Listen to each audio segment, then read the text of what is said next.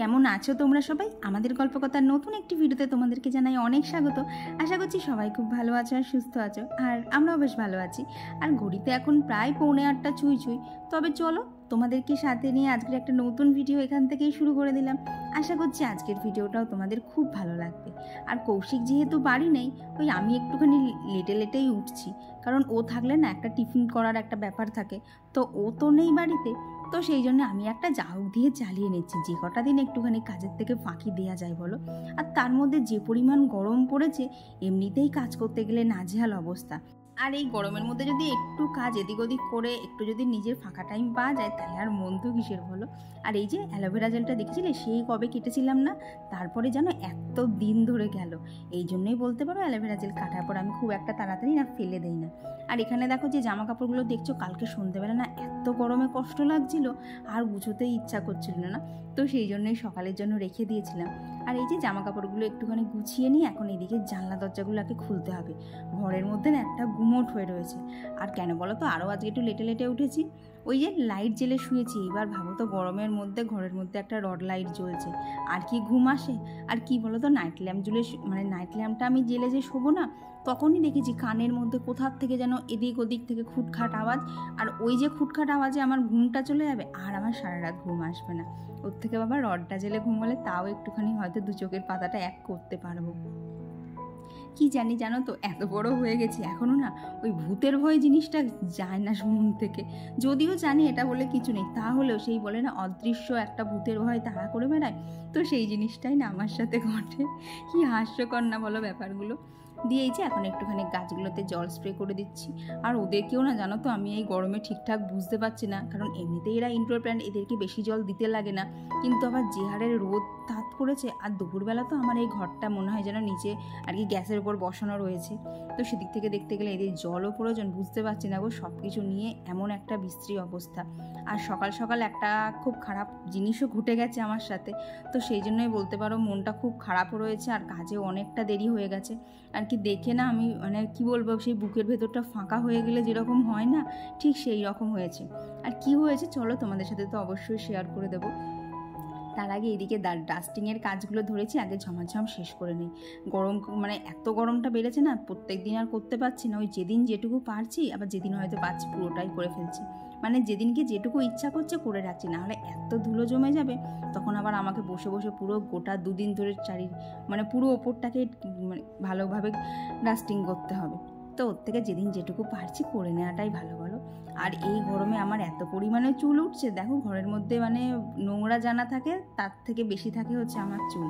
আর তারপরে এই যে স্ট্যান্ড ফ্যানটা চালিয়ে শুচ্ছি না, ওর সেই ঝোড়ো হাওয়াতে চুলগুলো সব এদিক ওদিক সেদিক এইরকমভাবে ছড়িয়ে থাকছে। তাই সকালবেলা একদম খুব ভালোভাবে যতক্ষণ না আমি ঘরটাতে ঝাড় দিয়ে নিই, ততক্ষণ কিন্তু আমার ঠিক ভালোও লাগে না। তো এই দেখো ঘর ঝাড় দেওয়া একদমই প্রায় শেষের দিকে, আর এইখানে এইটুকু করলেই কিন্তু হয়ে যাবে। আর জানো তো, আজকে আবার আমাকে বাজারেও যেতে হবে। আসলে কি, কৌশিক একদম প্রিপ্ল্যানভাবেই বাংলাদেশ রওনা দিল, তাই আমাকে সেরকমভাবে কোনো বাজারও করে দিয়ে যেতে পারি না, আর বাড়িতে সেরকম সবজিও নেই, তাই সবজি মাছ সমস্ত কিছু আনতে আমায় বাজারে যেতে হবে। আর তখন বললাম না একটা খারাপ খবর, দেখো কিছু দেখে কি বুঝতে পারছো? এই যে সকাল সকাল ইনি পরলোক গমন করেছেন, দেখে না বিশ্বাস করো মনটা এতটা খারাপ হয়ে গেল না, আর কোনো কাজেই এনার্জি পাচ্ছিলাম না।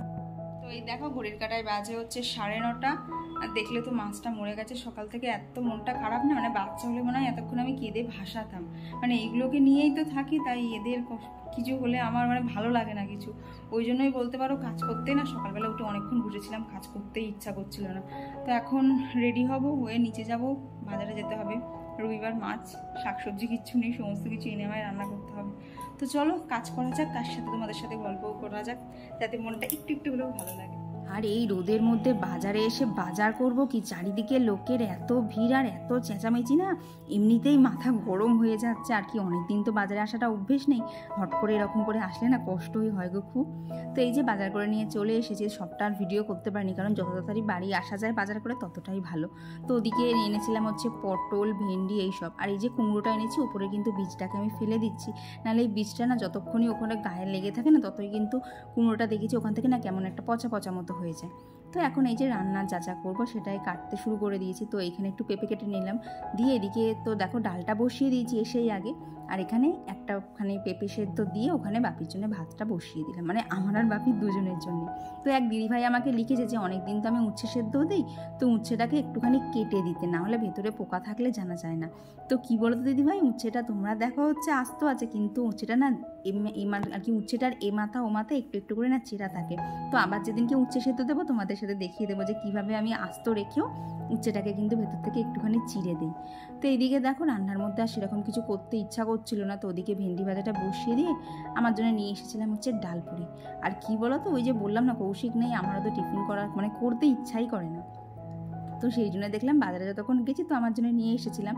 তো এইদিকে এনেছিলাম হচ্ছে কাটা মাছ আর একটুখানি পোনা মাছ। পোনা মাছগুলো যেন একদম জলের মধ্যে খেলছিল। তো যদিও আমি পোনা মাছ খাই না, কিন্তু ওই যে নড়া মাছ দিয়ে দেখেছি, আমাকে আর কেনা থেকে কেউ আটকাতে পারেনি।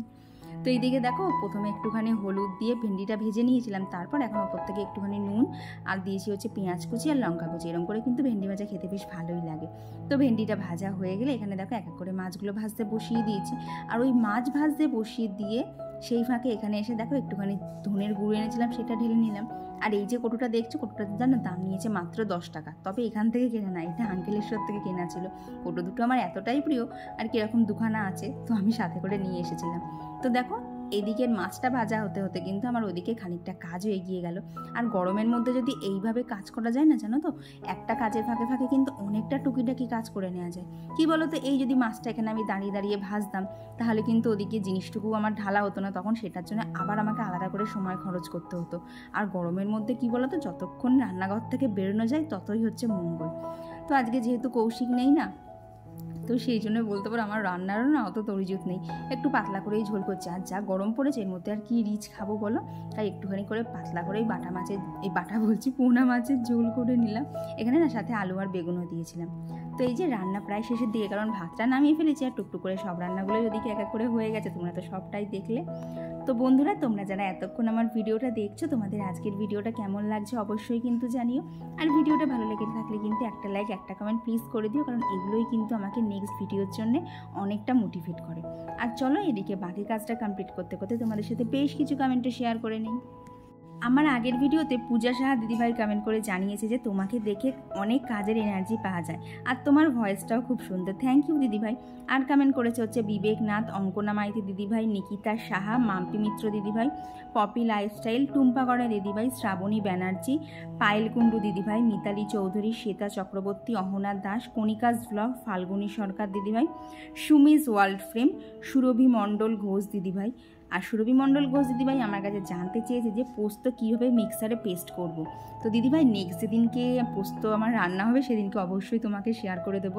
কী বলো তো, শিলনোড়াটা আমিও বাটতে পারি না, সেই থেকে দেখতে গেলে মিক্সারটা কিন্তু অনেকটাই হেল্পফুল হয়ে যায় এইসব পোস্ত টোস্ত বাটার ক্ষেত্রে।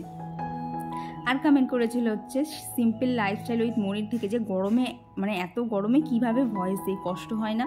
তো কী বলতো দিদিভাই, এই গরমের মধ্যে ভয়েস দিতে হলে আমার মনে হয় সবথেকে পারফেক্ট টাইম হচ্ছে ভোরবেলা, তখন ওয়েদারটাও একটু ঠান্ডা ঠান্ডা থাকে আর ভয়েস দিতে না অতটা কষ্ট হয় না। কারণ এই গরমে যদি ফ্যান চালিয়ে ভয়েস দিই তাহলে না খুব বিচ্ছিরি শুনতে লাগে, আর কি ফ্যানের আওয়াজটা তো পুরোপুরি উঠে যায়। আর আমরা যারা আর কি ফোনের মাইক্রোফোনটা ইউজ করি তাদের ক্ষেত্রে তো আরও অসুবিধা হয়, যাদের মাইক্রোফোন থাকে তাদের ক্ষেত্রে হয়তো জিনিসটা একটুখানি সহজ হয়, তবে আমার তো নেই, তাই আমি ঠিকঠাক অতটা জানিও না। আর কমেন্ট করেছিল হচ্ছে সম্পাদে দিদিভাই, জয়শ্রী বিশ্বাস, পৌষ সানসাইন, পু নন্দী, পায়েল 36, লক্ষ্মী পাল, মধু এসএমবিস, শিবপন্নার lifestyle, Chandana Roy 6290, life is strong, মৌস lifestyle, Pushpa Jayshwari blog, Priyanka Kumari, Hiya Khan blog gallery আর পার্থ দাস। তো তোমাদের সকলকে জানাই অনেক অনেক থ্যাংক ইউ যে তোমরা আমাকে এতটা ভালোবাসা আর সাপোর্ট দিচ্ছ। শুধু একটাই রিকোয়েস্ট, তোমরা শুধু এইভাবেই আমার পাশে থাকো।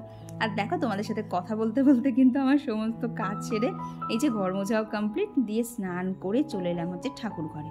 আর এখন এই যে ঠাকুরকে একটুখানি পুজো দিয়ে নিচ্ছি, কারণ গোপালের প্রথম সেবাটা তো দিনের হয়ে গেছে, দ্বিতীয় সেবাটা এখনও হয়ে ওঠেনি। তো এখানে এখন পুজো দিয়ে নিচ্ছি। আর জানো তো আগের দিন যখন ফুল এনেছিলাম বেশ অনেকগুলো না গোলাপ ফুল দিয়েছিল, তো ভেবেছি আজকে গোলাপ ফুল দিয়েই আমার গোপালকে সুন্দর করে সাজিয়ে দেবো। আর কি বলো তো, এই গোলাপ ফুল দিয়ে সাজালে না গোপালকে এত সুন্দর দেখতে লাগে, ওই সন্ধ্যেবেলা না আর আমার ফুলগুলো তুলতে ইচ্ছা করে না, মনে হয় আর খানিকক্ষণ রেখে দিলে না খুব ভালো হতো। তো এই যে আমার এদিকে পুজো দেওয়াও কমপ্লিট। আর এরপর আর সেরকম কোনো কাজ ছিল না, বেশ 8 ঘন্টার মতো এদিক ওদিক ঘোরাফেরা করে এই যে আমার আর বাপির খাবার নিয়ে বসে পড়েছি। আর বন্ধুরা, এরপর তোমাদের সাথে দেখা হচ্ছে আবার সেই বিকেলবেলা। দেখেছো ছাদে একটা কি সুন্দর হাওয়া দিচ্ছে না? তবে জানো তো, হাওয়াটা সবসময় দিচ্ছিল না, খানিকক্ষণ দিচ্ছিল, আবার থেমে যাচ্ছিল, আবার দিচ্ছিল। তো ছাদে এখন গাছগুলোতেও জল দিয়ে নিচ্ছি, কারণ সেই সকালে জল দিয়েছি, আর যা রোদের তাপ, ওদেরও খুব কষ্ট হবে। তো এরপর কি বলতো, এত গরম লাগছিল আর কোনো ভিডিও শ্যুট করতে পারিনি। তো আবার তোমাদের সাথে দেখা হচ্ছে। এখন বাজে হচ্ছে ঘড়ির কাঁটায় রাত 10:15 মতো হবে। এখন এই যে আমার নাইট যে স্কিন কেয়ারটা 2 দিন যেন স্কিপ করে দিয়েছিলাম, এত গরম লাগছিল, তো আজকে একটুখানি করে নিলাম, নাহলে স্কিনটা না কেমন যেন একটু ডাল ডাল লাগছিল। তো চলো বন্ধুরা, আজকের ভিডিওটা এখানেই রাখছি। ভিডিওটা তোমাদের কেমন লাগলো কমেন্ট বক্সে কিন্তু জানাতে একদমই ভুলো না। চলো তাহলে আজকের জন্য টাটা, দেখা হচ্ছে খুব তাড়াতাড়ি আবার পরবর্তী ব্লগে। ততক্ষণ কিন্তু তোমরা সবাই খুব ভালো থেকো আর সুস্থ থাকো। আর গরমে কিন্তু এরকমভাবে একটুখানি স্কিন কেয়ার তোমরাও সবাই করে নিও, যাতে স্কিনটা আমাদের প্রত্যেকেরই ভালো থাকে।